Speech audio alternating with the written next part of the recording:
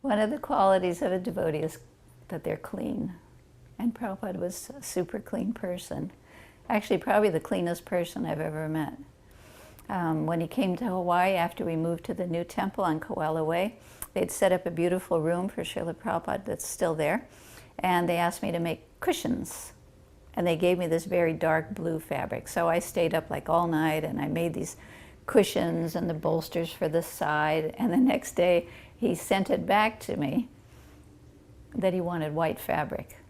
He said if it's dark, you can't see that it's dirty, and he wanted to be able to wash it when it got at the least bit dirty. And then also in Deva Sadan Mandir in Detroit, when Prabhupada, we first moved into the temple, Prabhupada came, it was the Fisher Mansion, and Prabhupada came, and they had put these beautiful carpets out, and they'd fixed the room up really nice. The next day, he said he wanted white sheets put over the carpets because that way you can see the dirt and you can take off the cover and wash it and put it back down. Just very, not fanatical, but just extremely clean. Such a good example for us. Hare Krishna. Welcome everyone to another Ekadashi adventure into exploring the qualities of a devotee through the perfect example, the perfect gentleman, Srila Prabhupada, who demonstrated all of these. So as we have been doing, we're going to be sitting with our good friend, Siddhanta Prabhu, who has collated some specific parts of the Memories series that demonstrate the quality that we're going to review today, which is that the devotee is always clean. So Siddhanta, let us Haribo. Get into it. Good to see you. Thank you. Yeah, this quality was actually a pretty easy one to find anecdotes or stories that reflect or give examples of Prabhupada having that quality in spades, actually. So it was easy and hard in one sense because there were so many that I had to cull it down to 7 this time. Last time we had 5, I think, stories, but this time these are shorter stories, but total maybe 20, 21 minutes in length for all of the stories. And we're going to be hearing, first of all, from Jamuna Devi Dasi. We'll also hear from Kishore, Kibajaya, Revati Nandan, Daivi Shakti Devi Dasi, Nischintya, and Shrutikirti Prabhu. So we have a really good lineup. So everyone, I hope, stays tuned for the entire nectar that is, I hope you enjoy, that I picked out, that gives great examples of Prabhupada being always clean. So if we can just jump right into it, let's hear right away from Jamuna Devi Dasi, and then we can talk a little bit on the other side, some of our realizations about that. First day that I assisted Srila Prabhupada in the kitchen was for my sister's wedding in New York. And Srila Prabhupada cooked in a very small galley kitchen in his New York apartment, both sides counters.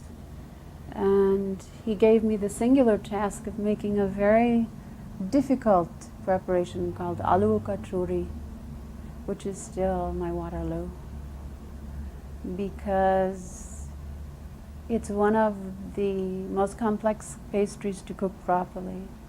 It has to cook for a long time without becoming greasy, and that's almost impossible. It's like the elephant through the eye of a needle at the best of circumstances.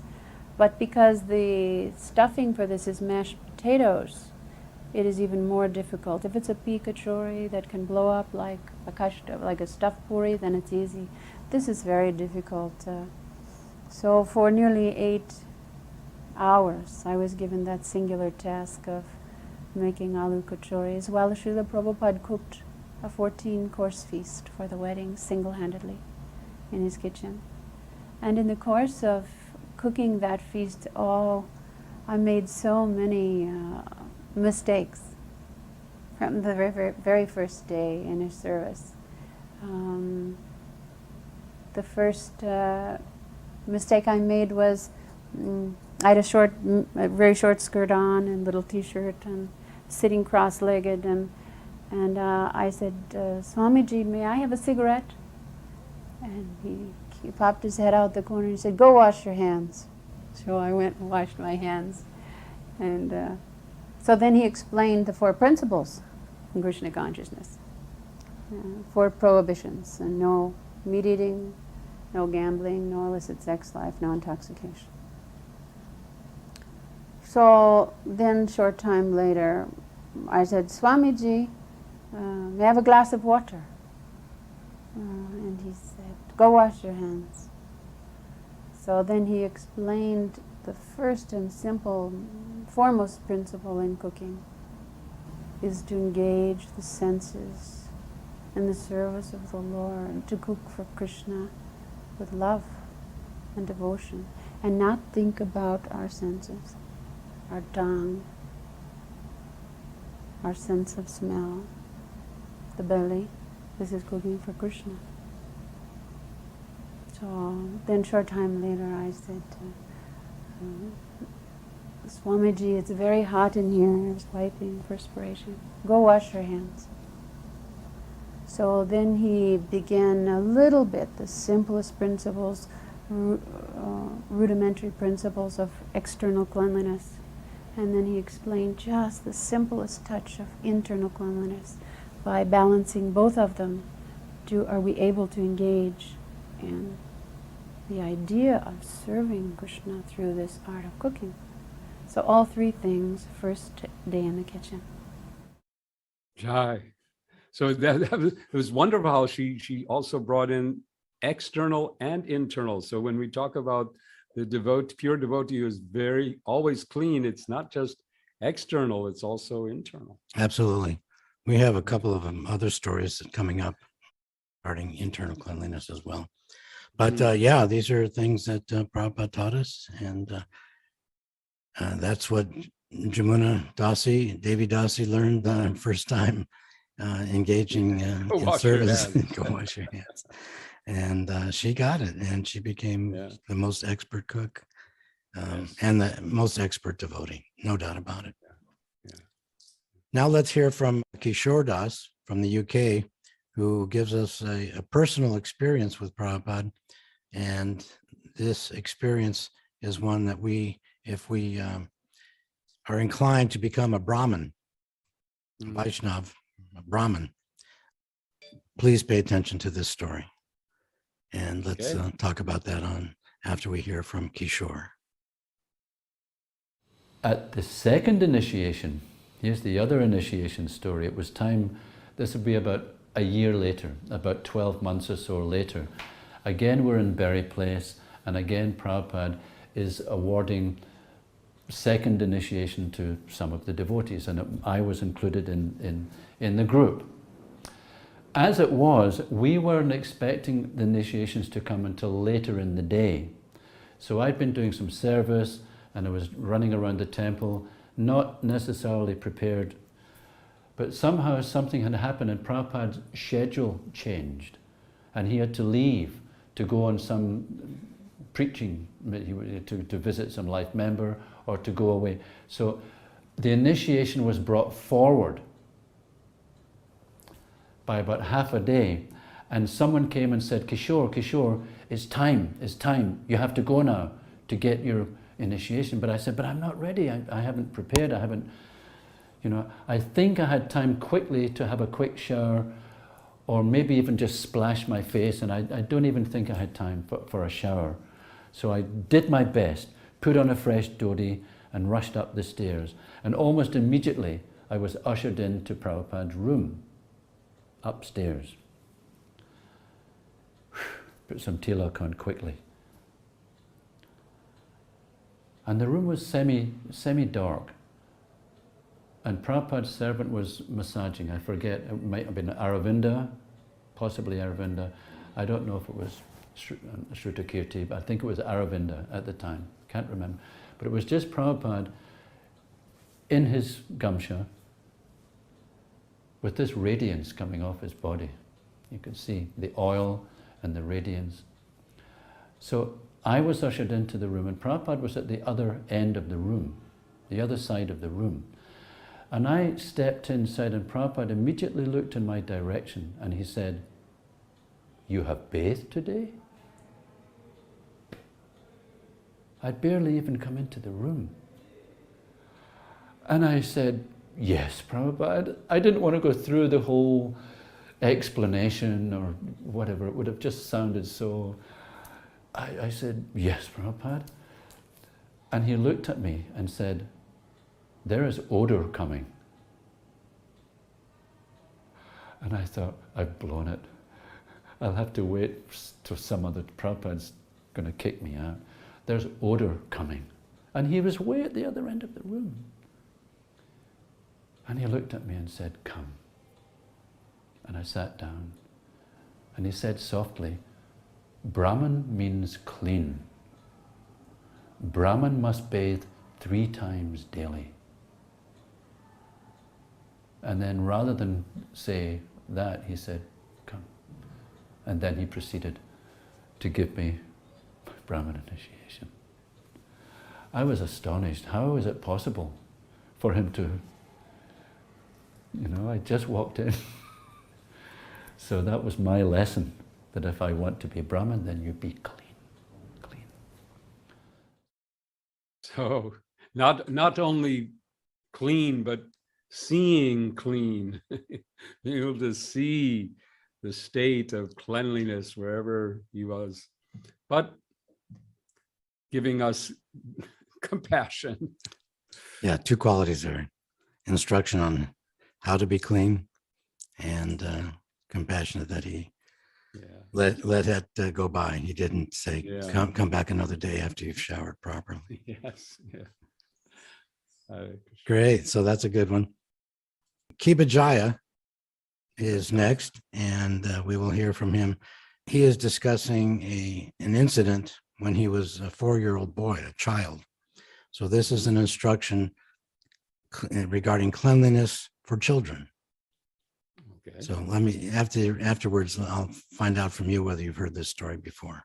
All right. So in the meantime, let us hear from Kibajaya.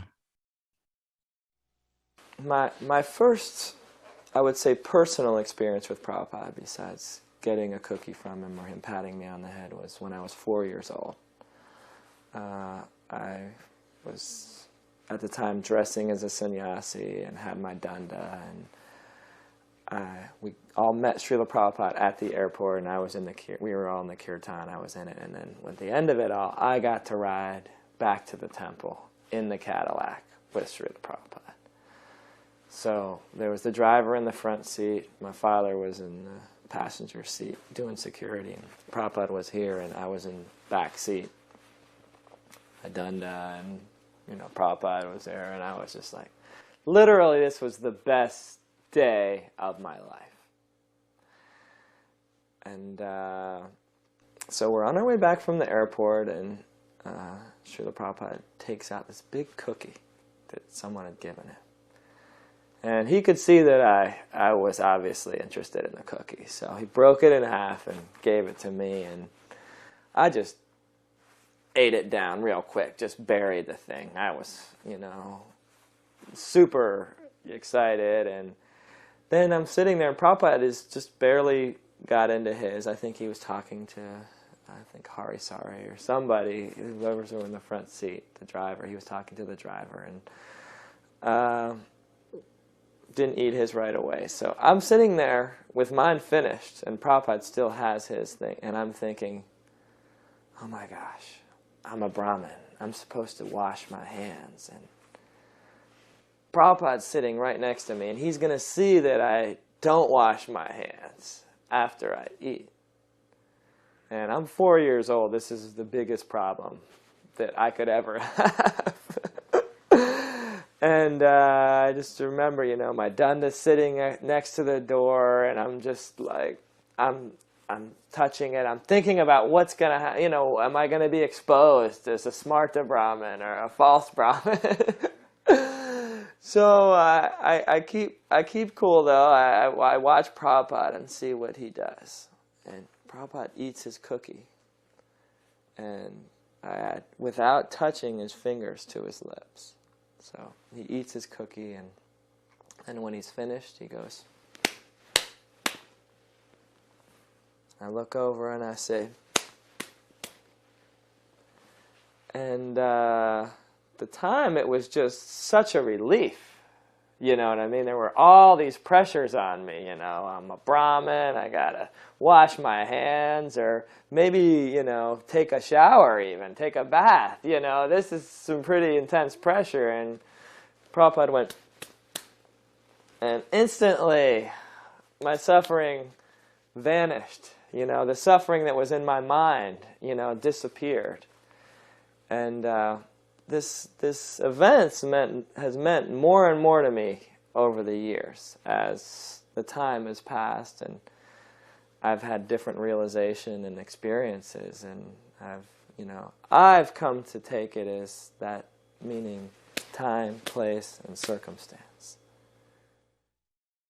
Time, place, and circumstance. I love that. Yeah. I think I may have seen that before, but it's wonderful. Wonderful. Yeah, because that's the other side of the cleanliness equation. Niyamagraha, right? You know, not being too attached to the rules and the regular ritual cleanliness, but having the principle of cleanliness. Yeah. That's nice. Very nice. And it shows another quality that Prabhupada could, you know, sense his disturbance, and he knew what was going on in his heart and his mind, and he solved it right there. Very simple. Time, place, and circumstance. And of course, so meaningful that he remembered it, you know, 40 years later. Yeah, as a 4-year-old. I mean, that's and made a real impression. Of course, being with a pure devotee, how could not be an impression? But he had that lesson and realization, and he's able to share it with us. special soul. Now we're going to hear from Rebhatinandan. At the time was Maharaj. We've heard a couple of times from Rebhatinandan, but he was present with Prabhupada in this particular circumstance when it also showed his humility in practically demonstrating the process of cleanliness. So let's hear from Rebhatinandan. Another time at the same time, deities were there. It was either Radha Damodar or another almost identical set to Radha Damodar that we had acquired there. They were the medium, about this high, the multi-metal kind, really beautiful deities that we were worshiping there. And we were taking care of the deity worship. And the floor was wooden, and Prabhupada didn't think it was properly clean, and he'd mentioned it, and then when he saw it, he didn't think it was clean enough again.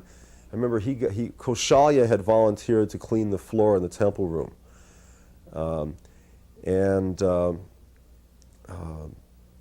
Prabhupada said, well, okay, this is how you do it. You're not doing it properly. Do it like this. And Prabhupada pulled his dhoti up and got down on his hands and knees. And he had a pot of water, right, and another pot. He said, get 2 pots, right? One for dirty water, one for clean water. And he took a rag and he put it in one pot of water. He got down, he scrubbed the floor, right? Then he went to the other pot and he wringed it, then he wringed it out into that, and then he rinsed it, and then he put it in fresh water and put it back down, wring it out, and then went back down and mopped up what he'd done. He said, in this way you will keep one that is clean and one that gets dirtier, and always rinse the rag and then soak up the dirt. That way you'll pick up the dirt rather than just moving it around. But he spent like 2 or 3 minutes down on his hands and knees scrubbing the floor in front of the deities. I remember that was a nice thing to see him do. He didn't hesitate to do it at all. He got right down and showed Kaushalya exactly how he wanted it done. Hare Krishna. That's Prabhupada. Acharya. Yeah, for us, teaching by his example doesn't, no airs, no, just, I'm here to teach you. Yeah. And I mean, what a standard of cleanliness that he's invoking there, you know. Yeah, Krishna, whenever. this is the temple room, by the way, you know, this is the temple room. So it's like, you know, really for Krishna, Right. cleanliness. When I'm cleaning up, I always remember this story that about the two pots, dirty, one for dirty, one for clean.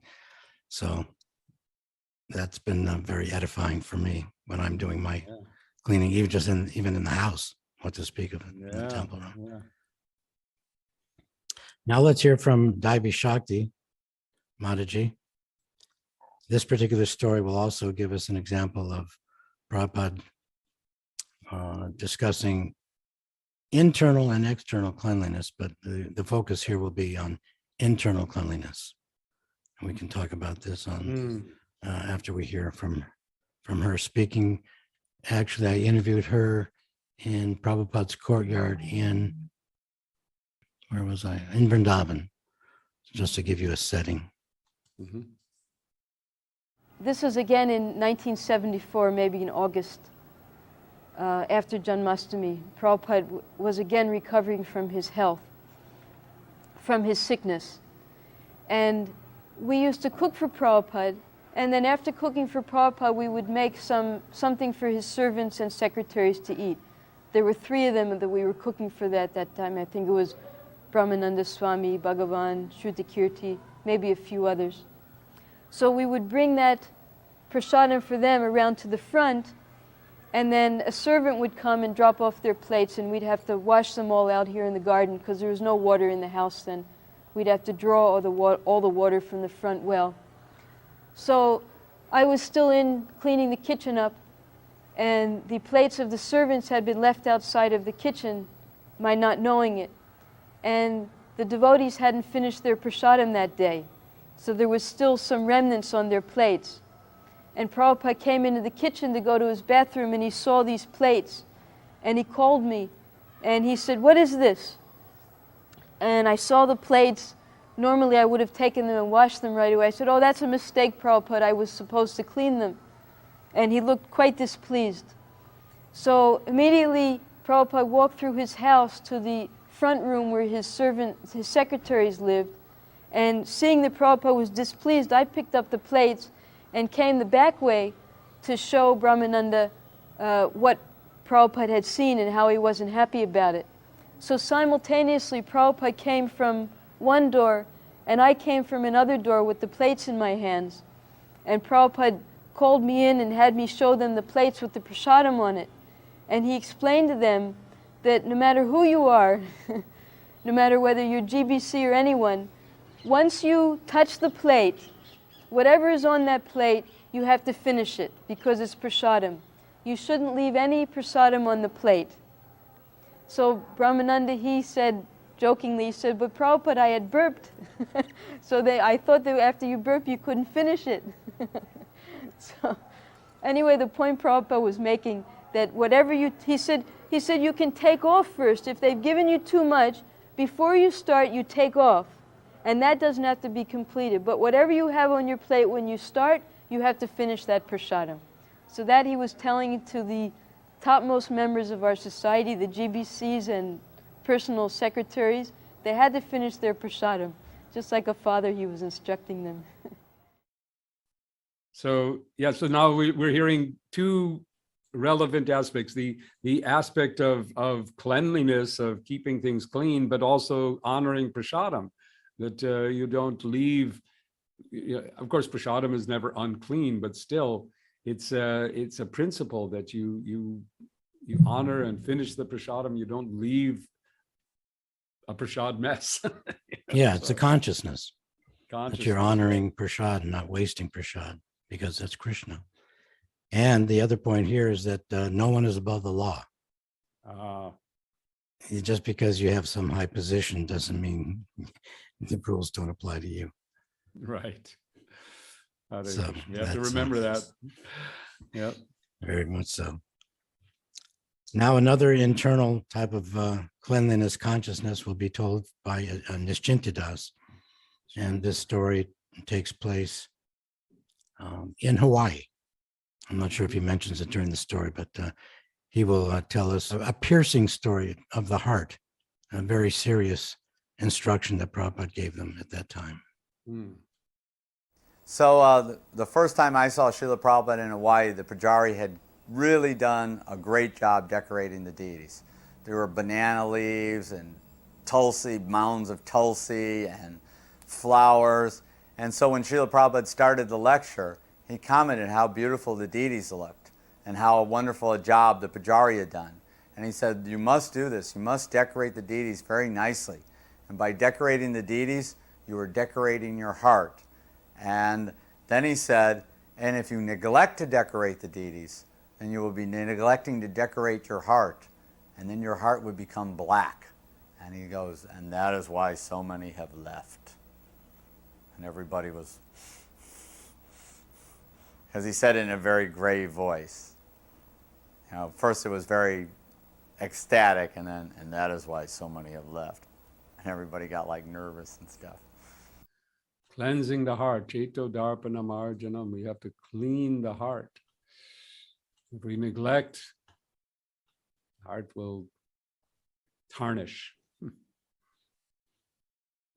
Yeah, it's a very, the way he describes it too is very visual. You can just see it happening, and Prabhupada's sitting there, and sometimes I know for myself, I take things for granted, you know, deity worship or paying your obeisances quickly without saying each word clearly on both mantras. You know, when we enter a temple room, when you leave a temple room, there's a tendency to be, at least for myself, to be lazy in that way. So all these things are matters of cleanliness of the consciousness, raising our consciousness. Prabhupada was there to help us along the way. I mean, that cleanliness means being particular, being aware of doing things the right way.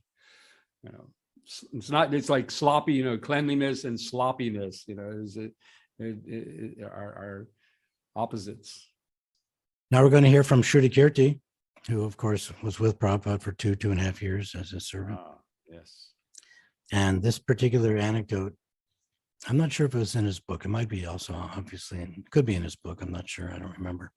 But it gives us an example how a perfect gentleman, a Vaishnava, is always clean, and even while traveling. So let's hear from Shruti. On one trip from Delhi, Prabhupada was headed to, he usually traveled west. But from Delhi, we went to Bangkok, which is almost 10 hours. And then he was going to have another 10-hour flight. So we get to the airport, we're sitting in a transit lounge, and we were changing airlines, everything. We had to go through customs, immigration. After flying 10 hours, maybe Prabhupada, I'm not sure what his health was at that situation, but when we were sitting down in transit, he said to me, I need to take bath. He said, I have to refresh. He said, I feel I need to refresh. It was like a feeling, he said. He said, can you get my things? And the suitcases were right over there because they were getting transferred through customs. So I opened up his suitcase and get everything, which meant I had to get a gamsha, I had to get a towel, his lota. We're bathed. There's no showers. He wanted to bathe. Like we're walking into a shower, walking into a bathroom that's the size of a factory. You know, big 20 sinks, toilets, urinals, people in and out constantly. And so I get everything and we go in. So I'm waiting for him, of course. I don't know how we're going to do this. And he said, okay. He said, we'll go by the sink. He said, you fill. So he tells me, Prabhupada tells you what to do. So we're in a very public men's room in the airport. And I'm literally like bathing. It's like an Abhishek ceremony going on. You know, Prabhupada's squatting and I'm bathing him. Just, he's soaping. And people are walking in, passing urine, going to toilets, washing their hands. And there's an attendant there. not doing anything, but he's there and he's visibly unhappy, let's say. His water's splashing all over the floor. And Prabhupada, it's like we were in his room, you know. I mean, he's literally, Prabhupada was on such a different level than everyone else. Sometimes you noticed it, you know, like I always say traveling with him was the most fun because he was just so aloof from everyone. He always just did things the way he wanted. And if someone said things, his tendency was he didn't hear even. He didn't understand English, he didn't hear, whatever it was, he'd just go on his way. He didn't care. He didn't have anyone to impress or feel shame from, nothing. He had no desires other than to serve. And this was part of it, you know. He said, I have to refresh. So we go do everything. It was wonderful in a sense, you know, here we are. And I got the base. It's the only time I did a abhishek to him when I was with him as a servant. It was pretty special. And then I help him dress, puts on his dhoti kurta, and we head out. So of course, as we're heading out, there's attendants at the door, and I don't know what he's saying in his Thai language. He's just going off, you know. And again, Prabhupada, obviously he heard him, but he's just walking out. So I'm walking behind Prabhupada. And when I was with Prabhupada, of course, I did not at all have that aloof mentality that he had. Sometimes I would become, you know, I just wanted to hide, you know. I hate to admit it, you know, I was a rascal, you know. I didn't see things the way he did. I was always concerned what others were thinking. So I'm following behind, and as we get out, I said, Prabhupada, I said, this guy's really ticked off, you know. And he said, yes, I know. He said, I had to bathe, like, and that was it. He knew what he had to do, and he did it. And that's the way Prabhupada was, you know. If something needed to be done, he just did it. There was nothing to interfere with it. So even we were in the most public place ever, for him it was just did what he did. That is quite extraordinary. Yeah. Had you heard that story before? Yes, I have. I remember that. And it is extraordinary. And of course, you know, not only that Srila Prabhupada didn't pay much attention to the attendant, but the attendant was actually, you know, you could see the attendant could have gotten really, you know, you can't do this, and interfered and so on. But he was also restrained by Krishna. You know? So Prabhupada has to do his what he has to do. Right. So you can get angry, but it goes on. Right. Anyway, those are several examples of internal and external stories about Prabhupada instructing us and showing us how to be clean. Oh, Hare Krishna. I mean, it's such a the pure devotee, you know, the devotee who has overcome all other anarthas that we may harbor, is able to maintain such a wonderful standard. I'm just kind of personally a little bit in awe, knowing myself, you know, to have such a standard. Yeah, that's why I'm glad to be able to serve such a pure devotee and perfect gentleman. Oh yeah, we always have to have an attitude of gratitude and count our blessings that we were on the planet when Prabhupada was here, and his instructions are still here, and these stories are here for future generations to take shelter of and to learn about him from devotees like yourself and others. So anyway, next. Thank you so much for collecting them, and we have them now. It's and we're going on. I mean, there's still more to come, right? I'm actually next week, a week from yesterday, I'm going to Alachua again for the 5th time I think I've been there, and going to interview Kirti Raj, Mukhya, Radha Damodar again, Pushpavan, Madhurya Leelananda. Guru Gauranga again has more stories, and Ragatmika Devi Dasi. So number. Fantastic. And then recently I interviewed Bhakti Sundar Goswami. He was in Mexico City.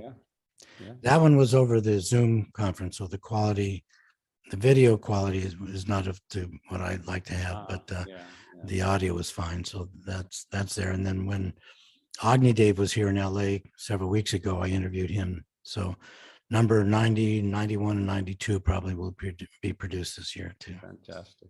Okay. We look forward to it. All right. Thank you. Thank you so much. And thank you everyone for being with us this Ekadashi. And we look forward to being with you again next Ekadashi. Haribo. Thank you. Jai.